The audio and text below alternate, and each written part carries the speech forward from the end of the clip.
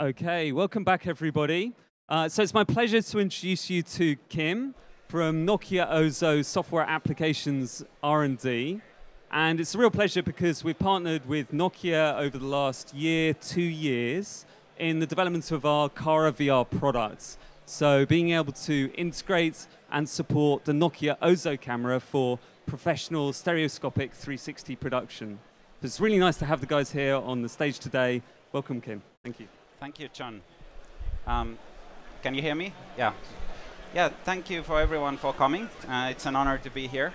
So today I'm going to talk a little bit about OZO, the professional virtual reality camera by Nokia, and the workflow, how to use OZO and the software to make a VR production. If I first start a little bit about OZO, it has 8 fisheye lenses. It captures all 360. Most of the front area is stereoscopic, and there is a little bit of monoscopic area behind. It has 8 microphones, so it also captures full spatial audio, and everything is transmitted out with a single SDI cable. Maybe first to go a little bit about VR production, the capture phase.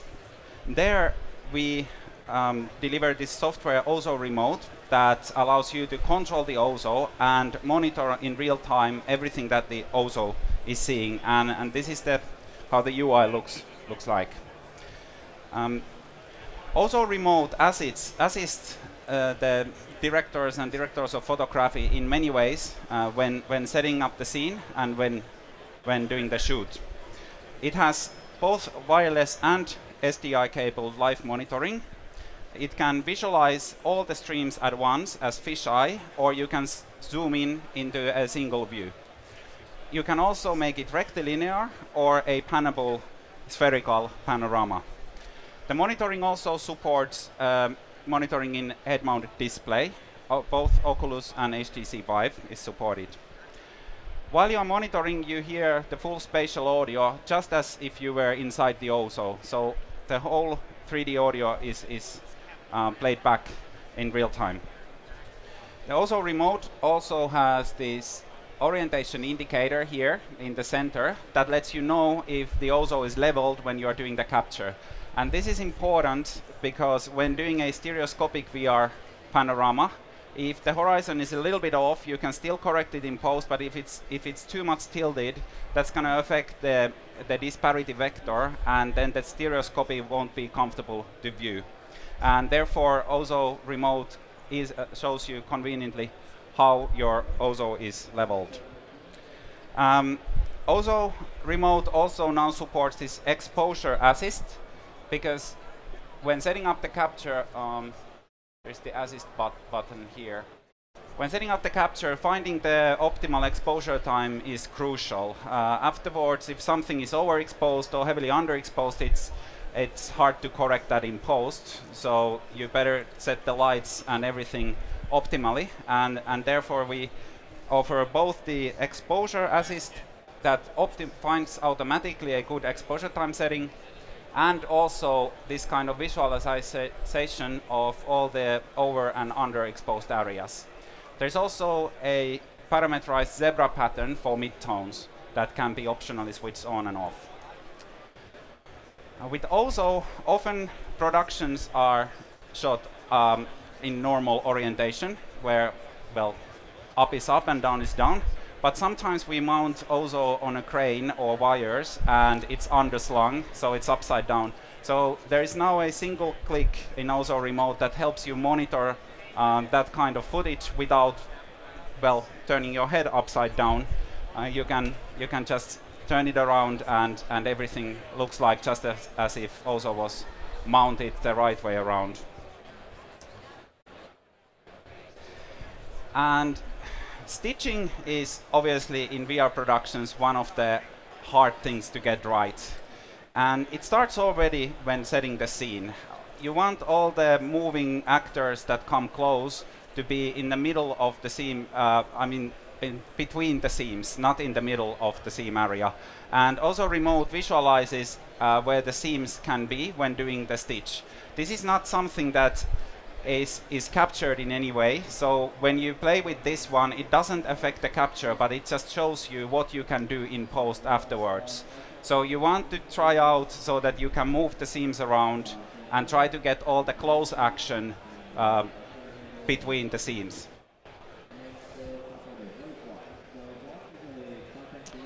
With OZO Remote 2.0, we introduced new capture mode, two new capture modes.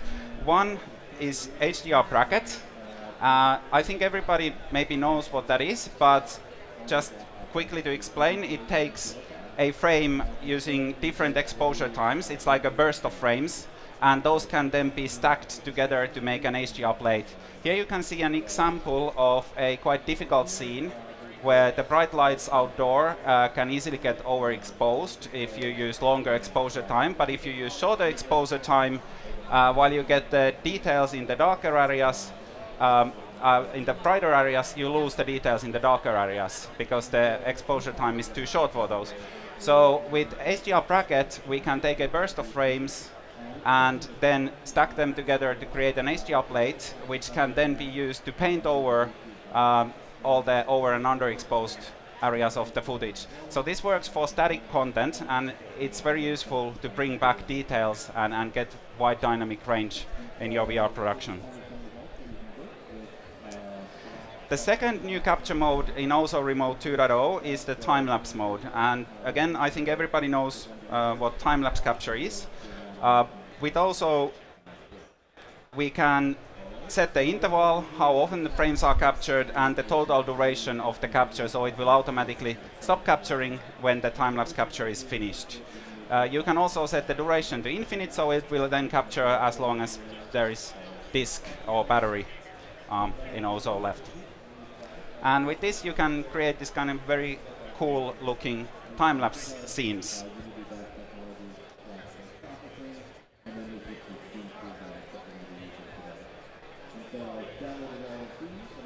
The OZO Remote supports Windows and Mac platforms, both desktop machines and laptops, and it also runs a mobile web server or embedded web server in it, so you can use any browser to connect to OZO to control the parameters.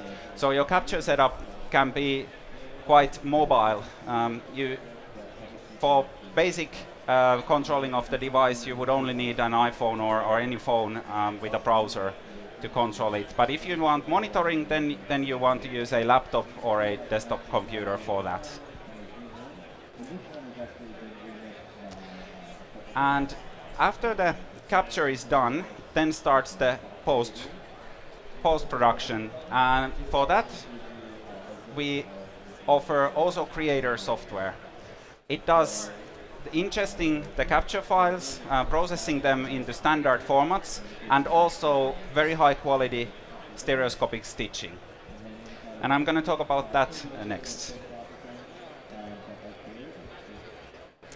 So here we see the seams again. As said, stitching is one of the hard things to do in stereoscopic panorama production. And here we will eventually now then move the seams to right locations.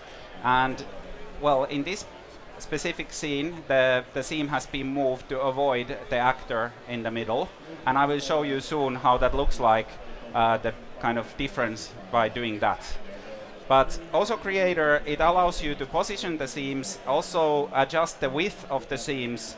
And as a new thing in 2.0, we introduced this enhanced backseam convergence. So OZO lenses are mostly faced forwards, so the backseam is kind of the hardest seam for OZO material to be stitched. And we allow for manually setting the depth of the scene so that the convergence point is right and the seam becomes, well, seamless. This can be done manually, and it also can be done automatically. So OZO Creator can figure out the depth of the content there and suggest a good setting for that. It can be done first, like in the beginning of the stitch, or after every 15 frames throughout the stitch. Another new feature there that we introduced is fading the disparity on top and bottom areas to 0. Basically making them monoscopic or 2D, as you might say. And this is convenient for the viewer because when you look up or down in stereoscopic panorama and rotate your head, that's the same effect as you would tilt your head in stereoscopic panorama or a 3D movie. So again, the disparity vector becomes like perpendicular to your eyes, and that can cause quite much inconvenience for the viewer or even break the image into two. And therefore we have optionalities mode where also creator can stitch and fade gradually to monoscopic panorama on top and bottom areas. With all these new parameters that we have introduced, trying them out to see what works and what doesn't can be slow. So we also introduced this single frame preview. So you can list a lot of different settings and kick off a render of single frame for each set of parameters, and then look the result and see what works the best before kicking off the long duration stitching. So here we have an example of fast stitch, what we call. It doesn't use the optical flows, it's just merely blending the pictures, but you can see how much it helps when moving the seam already. So here the person's face is cut in half because the seam goes right through it, but when we move it a little bit to the left, it saves the person's face and only introduces some artifacts in the ceiling lamps there. And this is just blending. The real high quality stereoscopic stitch that we have in Creator uses optical flows, and even without moving the seam, it can preserve the face quite well. It's not cut in half, but the proportion is a little bit like shrunk. And now when you combine these two things, you use our high quality optical flow stitching and move the seam, you get the person intact with the right proportions. And as you can see, also the ceiling lamp is fixed because of the optical flows. So if I go back and forth, you can still see how fast stitch and optical flows differ in the lamp area.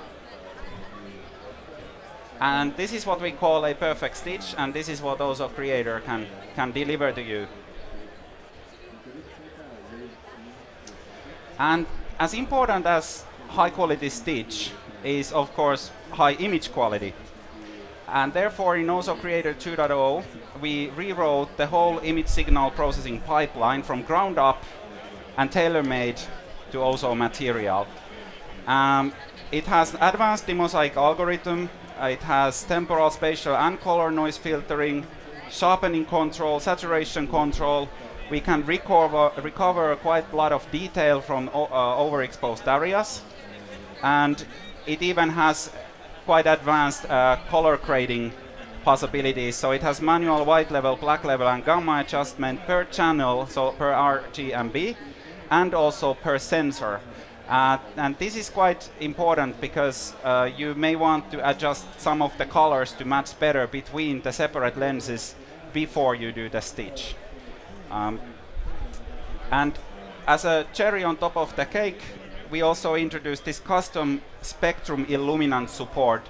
So you can use a spectrometer in your scene to measure the ambient light conditions and then ingest that file in Creator, and it will automatically get you the perfect colors and white balance.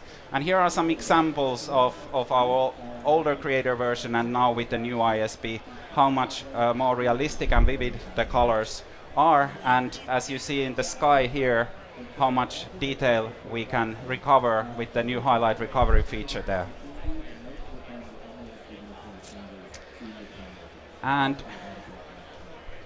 while Creator does give you the processing and the color grading options, also the image signaling pipeline and the stitcher, you may want to add some visual effects, do some composition or other things that the other tools can do. And we are widely compatible with all the tools out there with a variety of formats that Creator can export. So if we first think about the fisheyes, those can be exported as DPX, OpenEXR and high bitrate MP4s. They can also be exported as cinema DNGs if you want to not run our ISP, but instead get all the data that our sensors have captured during the shoot. After stitching, you can choose to export the frames as DPX, or OpenEXR, and the creator supports both separate left and right iframes or top and bottom frame packing.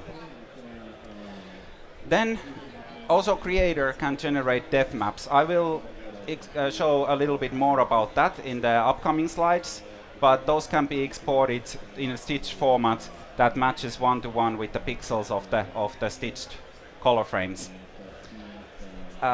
In addition to that, OZO also captures the spatial audio that can be exported as standard surround mix format, so wave format, and also as first-order ambisonics. And in addition to everything, we also allow you to export what we call converted spherical frames.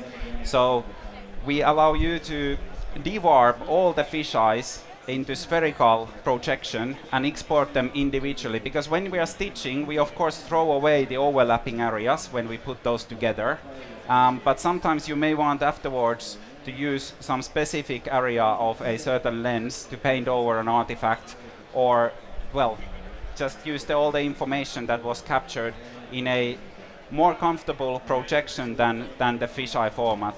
And with Creator, you can export all the lenses as spherical frames. And here I will show you an example of a depth map exported from Creator.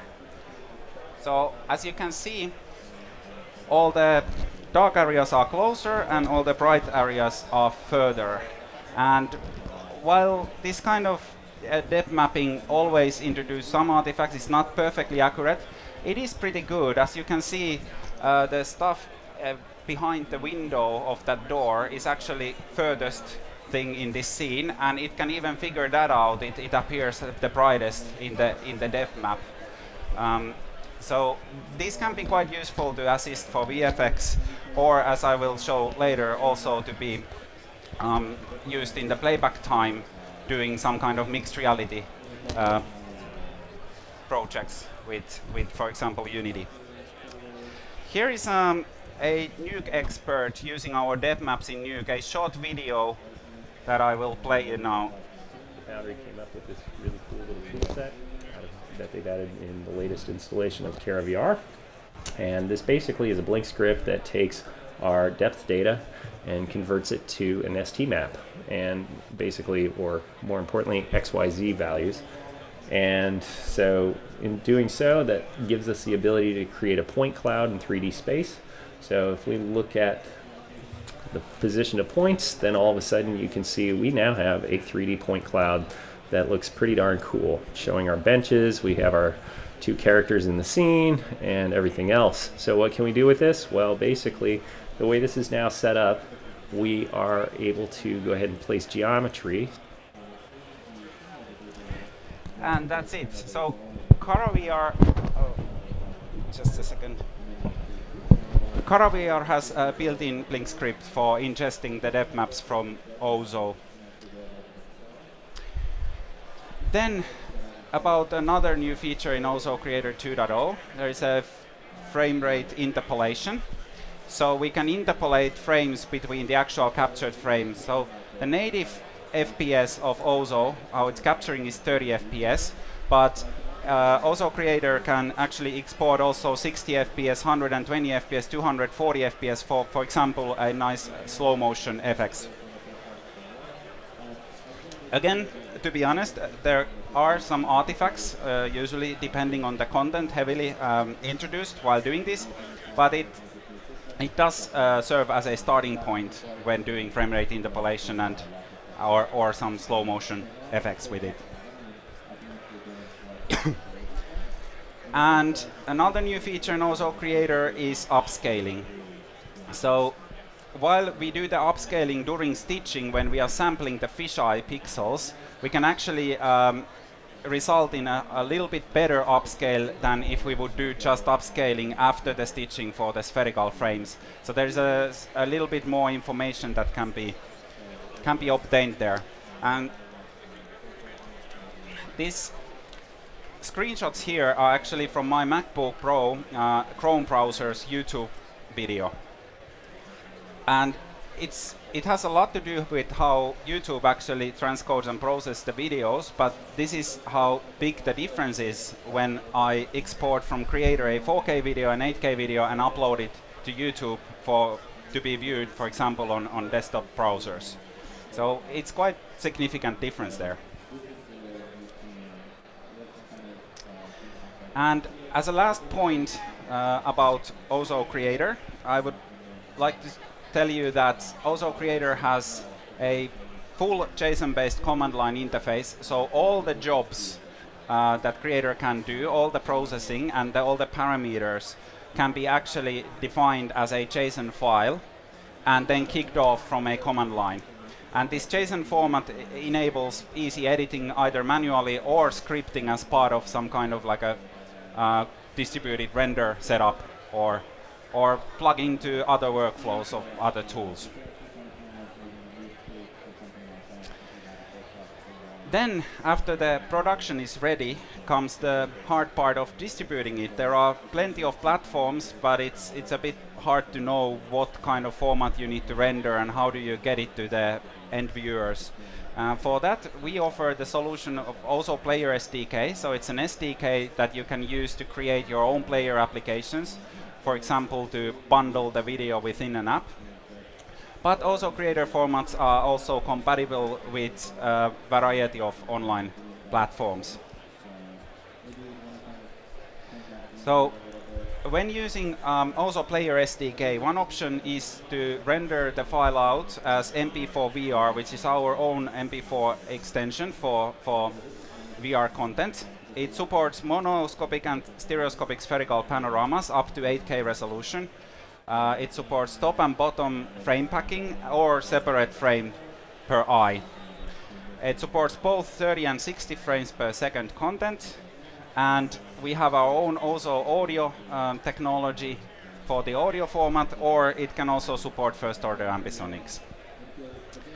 It has an optional depth map layer, and I will show a small video of a mixed reality experiment we did with that. And it is compatible, backwards compatible with standard players as well. The Player SDK that we provide supports iOS, Android platforms, as well as also Windows, with all the major head-mounted displays. And here is a video that we first demoed in NAB. It's a OZO small shoot where we exported MP4 VR together with depth maps from Creator and took it in Unity and added a little bit of interaction there.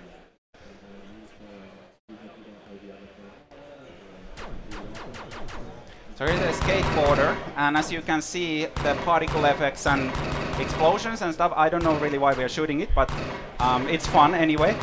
But and particles are always fun. But as you could see, the particles and smoke, they actually have the right depth, so the occlusions, whenever the skateboarder is occluded by the particles or the particles are occluded by the skateboarder, it follows the right depth cues coming from our depth maps that are automatically generated from Creator into an MP4 VR format.